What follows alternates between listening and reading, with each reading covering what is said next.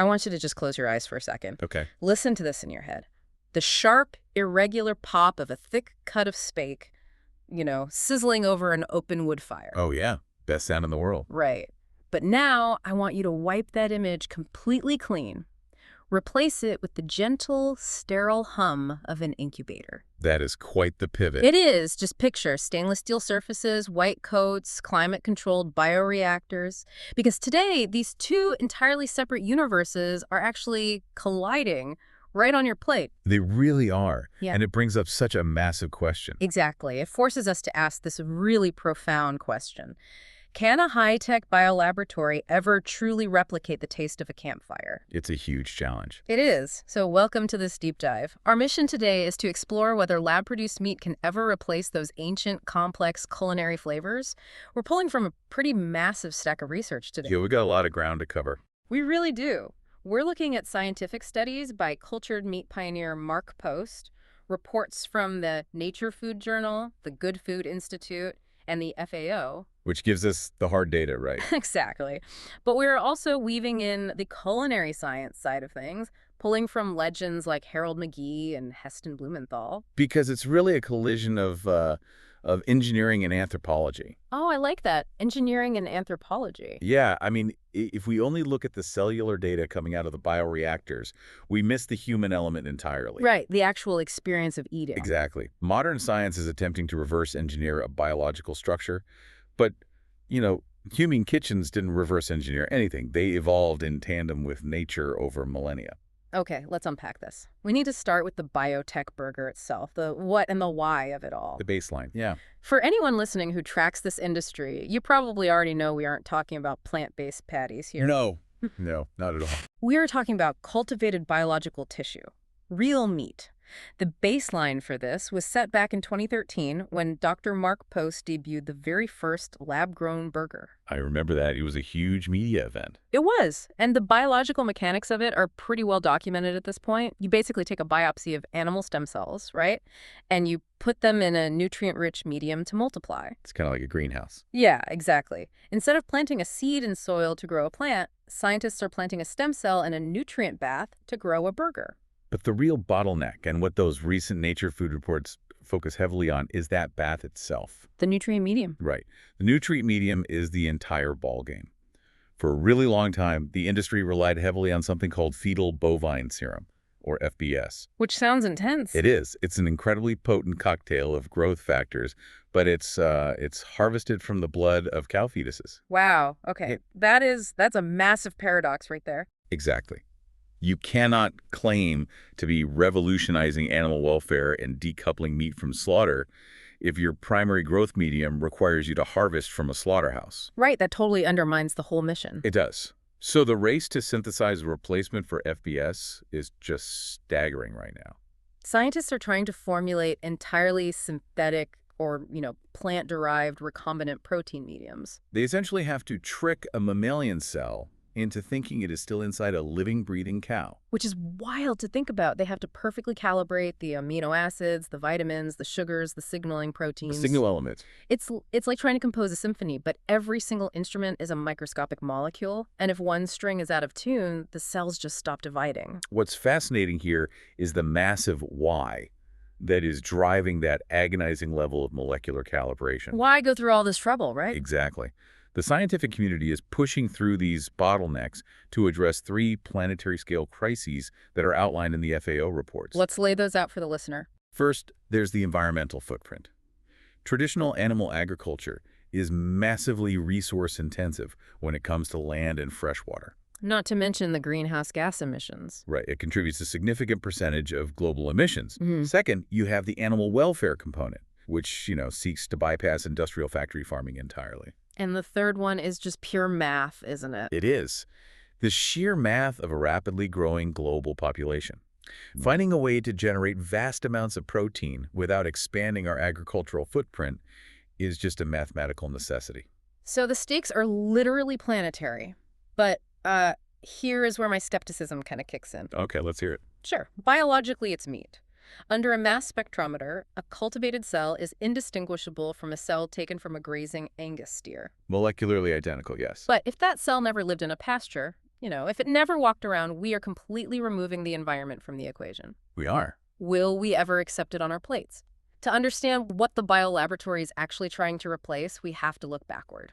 Way backward. Yeah, we have to travel back thousands of years to the discovery of fire. The contrast there is stark. Yeah.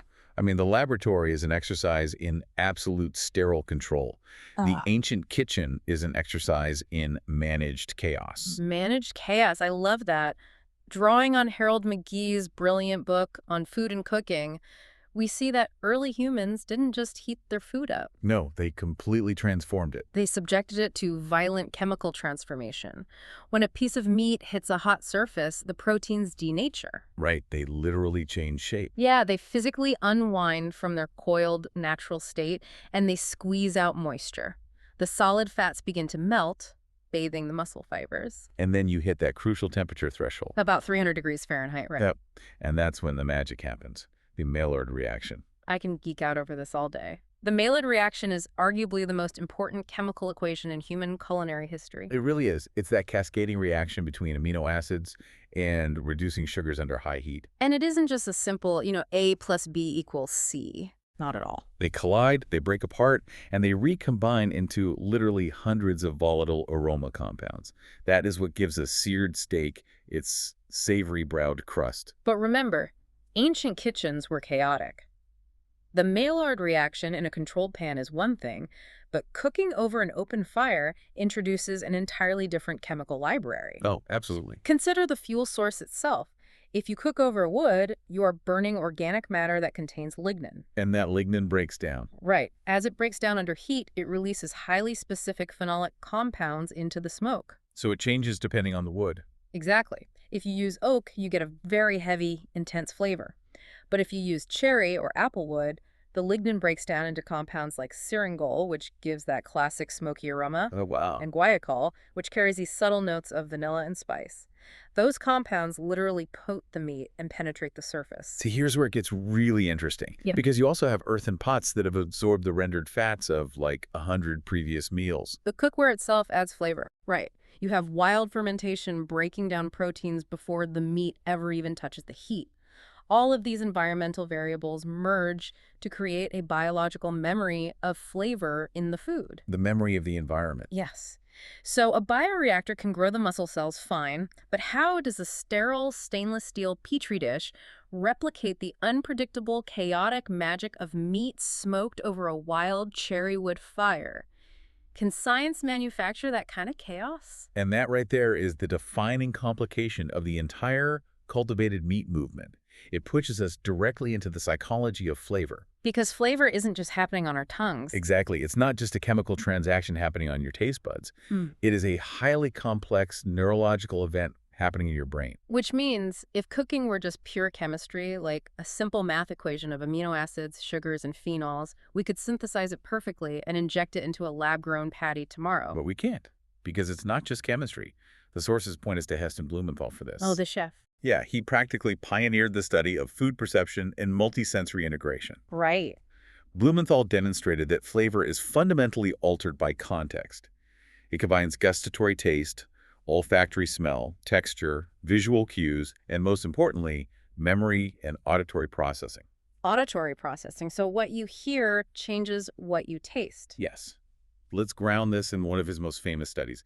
He created this dish called Sound of the Sea. Okay, break this down for us because this is fascinating. So diners were served a plate of seafood resting on a bed of edible sand made from tapioca and miso. Which already sounds like an experience. Right. But the crucial element was that they were given an iPod hidden inside a conch shell. Wait, a literal iPod? A literal iPod. And it was playing the sound of crashing ocean waves and seagulls while they ate the dish. That's incredible. And the result wasn't just that the diners thought it was like a fun gimmick. Their brains actually perceived the food as tasting significantly saltier and more potent than when they ate the exact same dish in silence. So the sound literally changed the flavor. Yes. Auditory cues physically modulate the way the gustatory cortex processes flavor. And visual cues do the exact same thing. Like what? Well, if you change the color of a strawberry beverage to a slightly darker red, subjects will report that it tastes sweeter, even if the sugar content is identical. Wow. Context dictates the biological processing of taste. Think about that for a second. Apply it to your own life, right? If you take your favorite, most comforting childhood meal, let's say it's molecularly perfect, down to the last atom, and you eat it sitting alone under the harsh fluorescent lights of a sterile hospital cafeteria. It's going to taste hollow. Exactly. It tastes entirely different. But if you eat that exact same plate sitting at your grandmother's dining table, hearing familiar voices, your brain enhances the flavor profile. The environment acts as an active seasoning. It provides the narrative framework for the calories you are consuming. So what does this all mean? It means the deliciousness of a traditional meat dish is heavily reliant on its story. The context. The culture, the history of the animal on the pasture, the ritual of the fire. The cultivated meat industry isn't just trying to replicate a protein, they are trying to program a story into a bioreactor. Which is a tall order. It is. Which brings us to the reality check.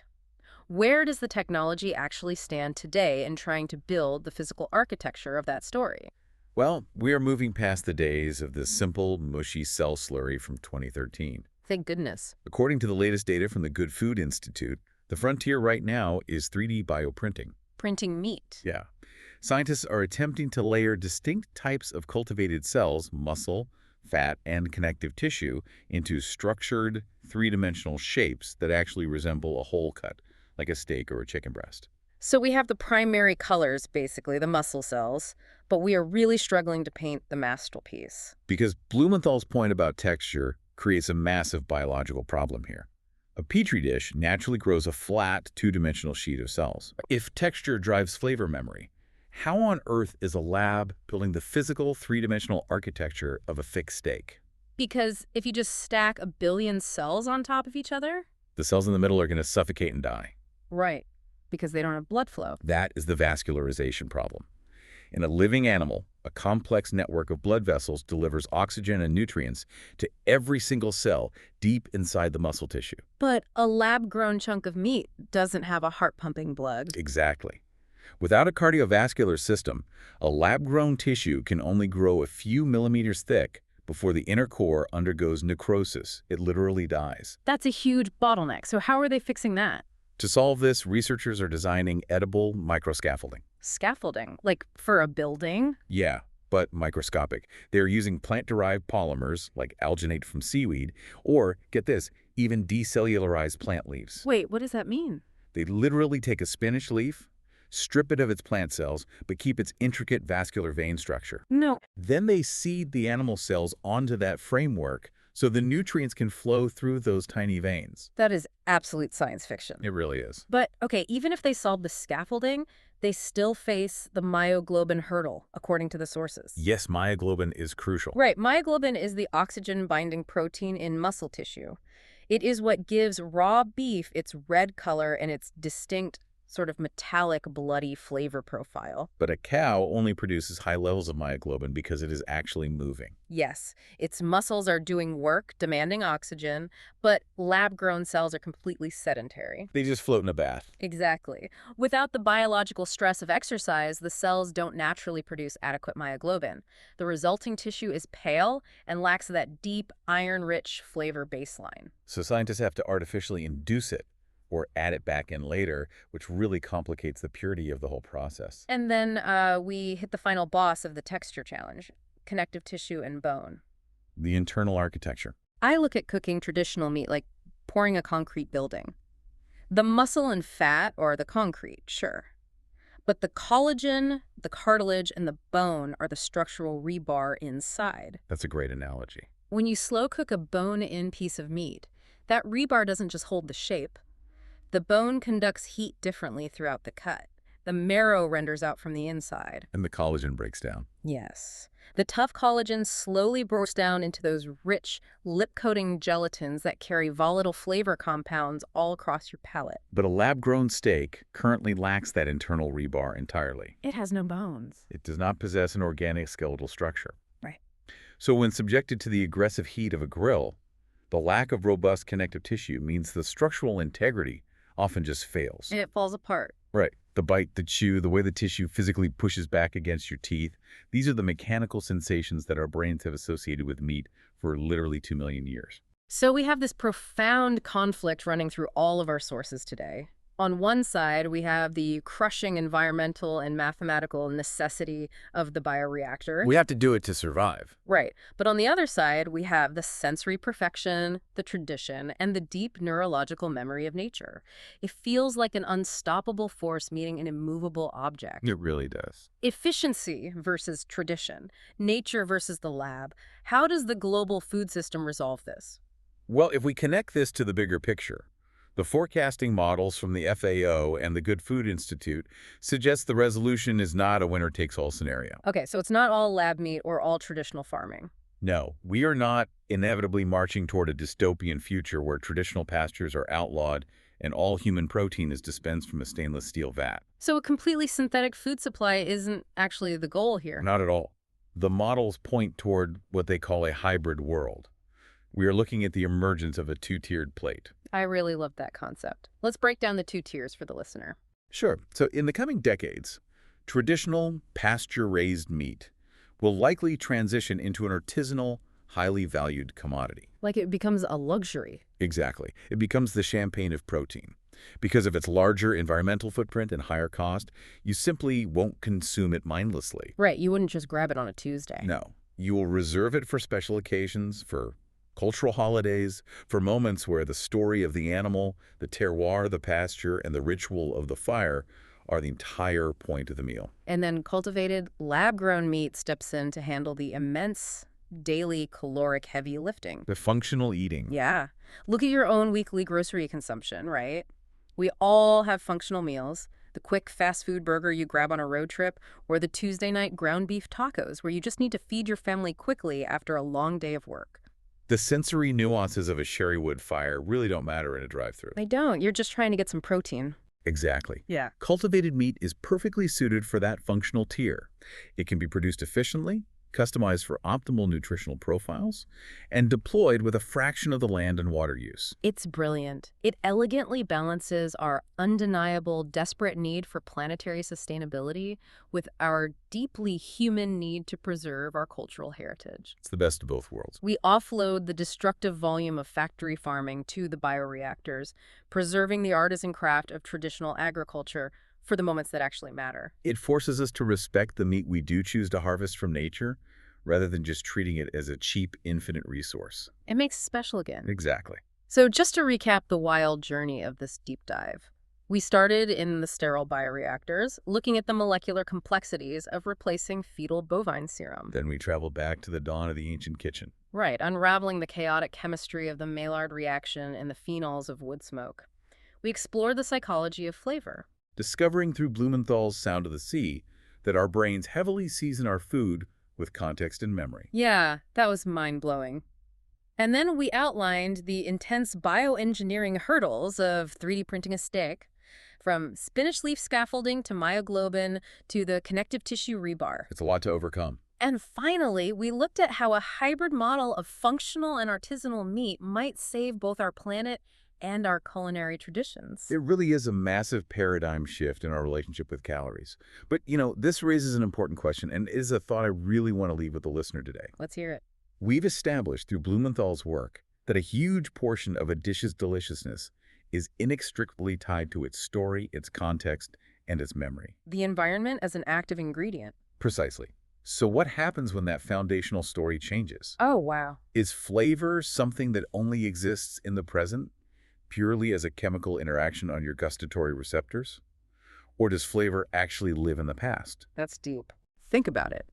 If, 20 years from now, bioengineers manage to 3D print a steak that is molecularly indistinguishable from a traditional perfect vascularization, perfect fat marbling, identical myoglobin levels, will it still taste the same to you in your soul, knowing that the animal never actually existed? Will your brain let it taste the same? Right. Or do some flavors simply require a little bit of time travel? Do some flavors require a little bit of time travel? That is an incredible thought to end on. If the memory is missing, does the palate notice? It's the ultimate test of the lab-grown burger. It really is. Thank you for joining us on this deep dive. Next time you sit down for a meal, I encourage you to look a little closer at the food on your plate. Think about the intricate biological and historical story it is telling you, and ponder what the future of your own kitchen might look like. We'll catch you next time.